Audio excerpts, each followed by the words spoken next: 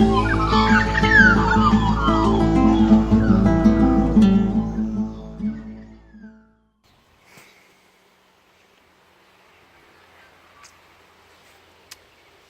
I haven't, it's been a good thing, but I haven't done a video like this for a while.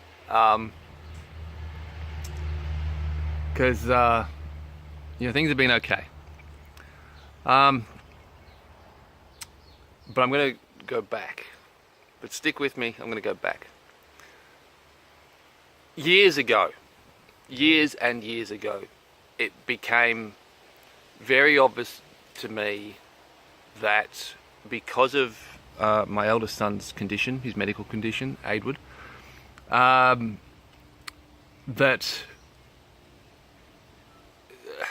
this kind of ideal family life that we dreamed about, Sarah and I, just wasn't going to happen.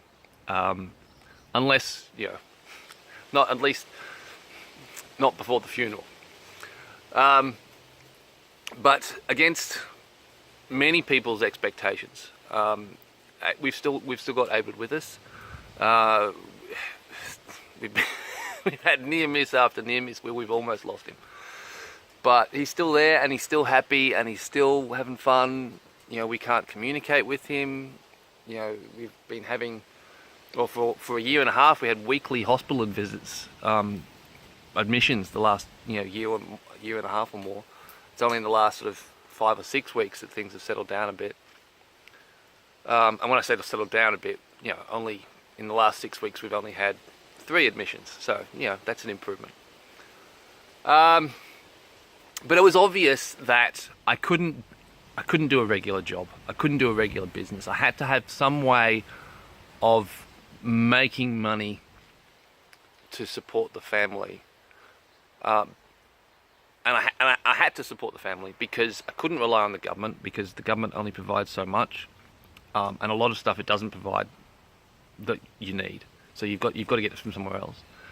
And even if friends and family were willing to look after us, it's not fair that they should have to, even if they're able to. And really, we've got some amazing family who have been incredibly supportive. We've got some amazing friends who are being incredibly supportive. But even though they can support us a bit, they shouldn't have to. So it was always my plan to work out a way that I could bring in enough money to support the family and provide everything we need, despite Aidwood's condition and the extra expense that's involved in that, in looking after him. And when that plan didn't come to fruition straight away, which is to be expected, I tried again and again and again. But over the years, things have gotten harder. And I think it was maybe 3-4 years ago that I started trying to explain to friends and family that my efforts to build my fishing boat weren't working, weren't succeeding, and that I needed help to build that fishing boat, rather than people giving me fish. If that old sort of proverb, give a man a fish he eats for a day, teach him how to fish, if he can feed his family. Well, I know how to fish.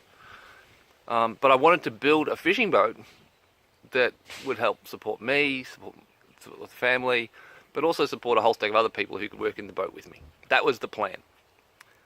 And trying to explain to friends and family that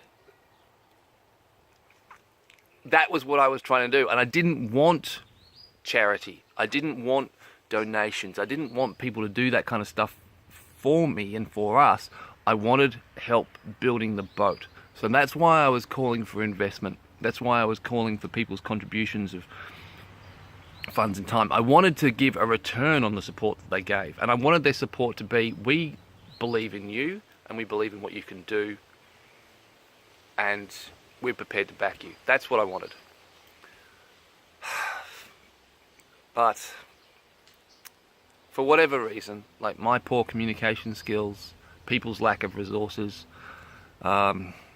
people being more willing to give than they are to invest. You know, whatever.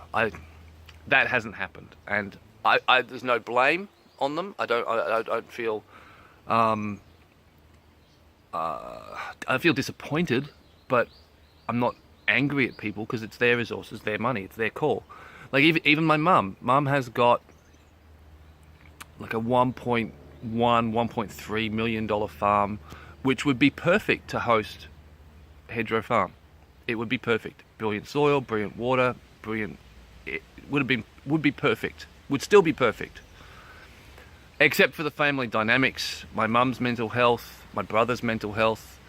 Like we tried to get things going there and it just didn't work because of stuff. And so again, I'm not angry with my brother. He has his issues and he can't do much about them. And that's just the way it is. And my mum, same deal. Like it'd be better if she could deal with things better, but she can't.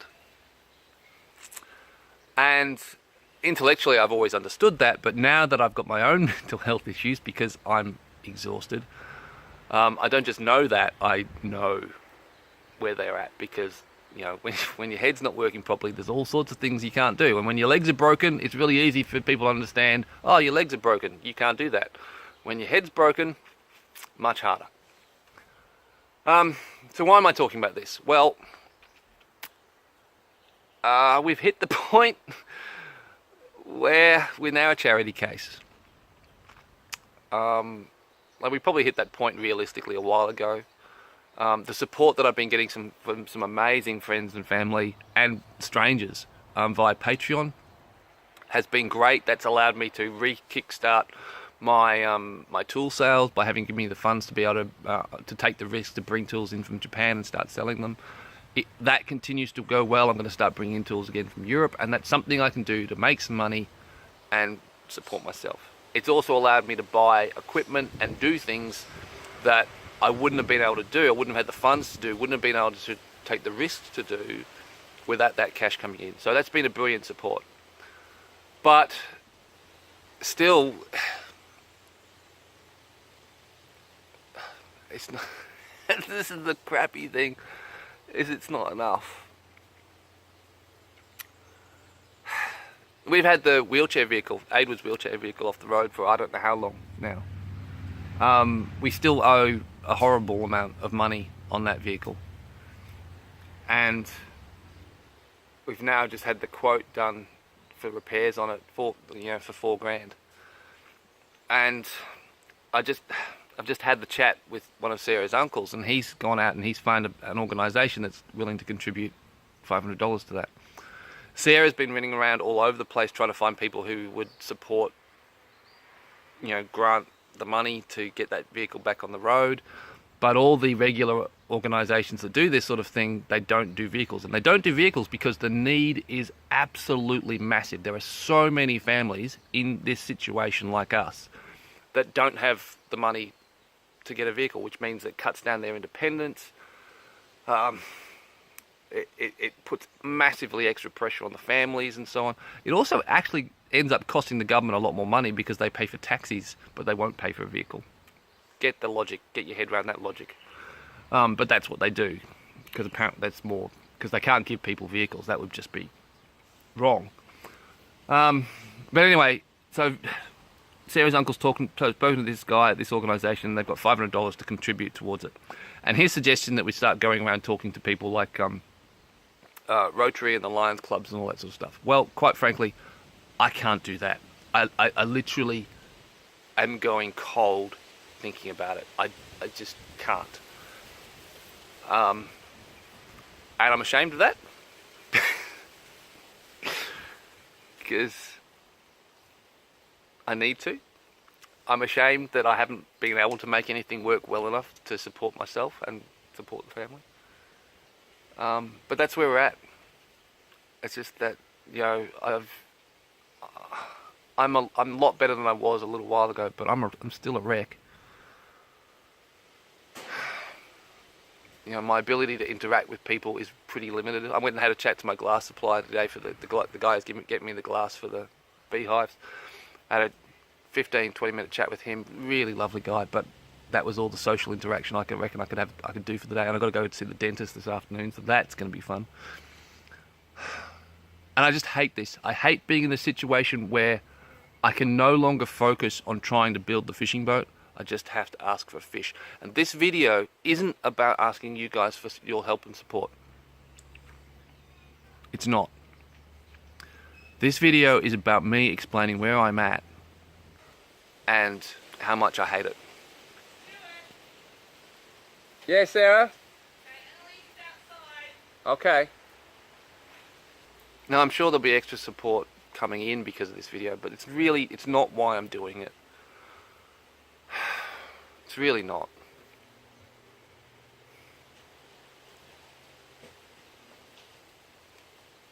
I just so much would have preferred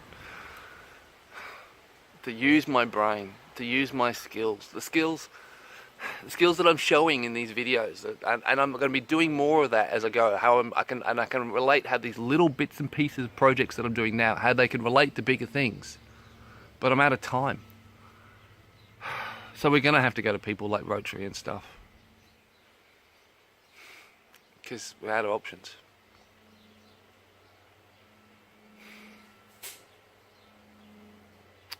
And the thing is, we're not the only family like this. There are so many families in this situation. And I'm very grateful, very thankful that we live in Australia, where we have a universal healthcare system, where we have this excellent welfare safety net, as much as it needs to be improved.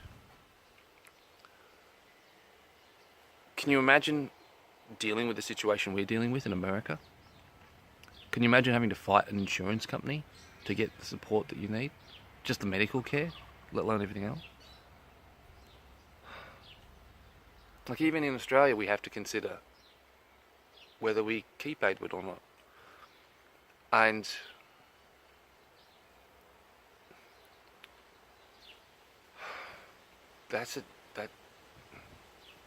you got to think about that.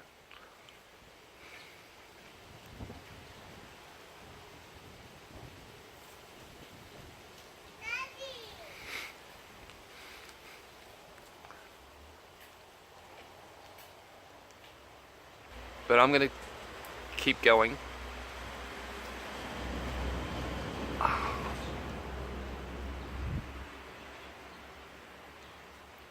Just try and put one foot in front of the other. And really, in reality, this is what this channel is really about. It's me.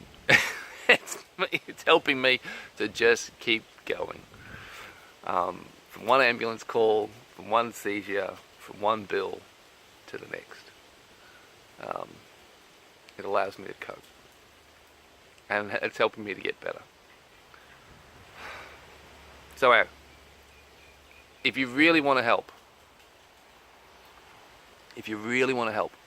contributing to the Patreon campaign would be fabulous. But I would much rather you not contribute to the Patreon campaign.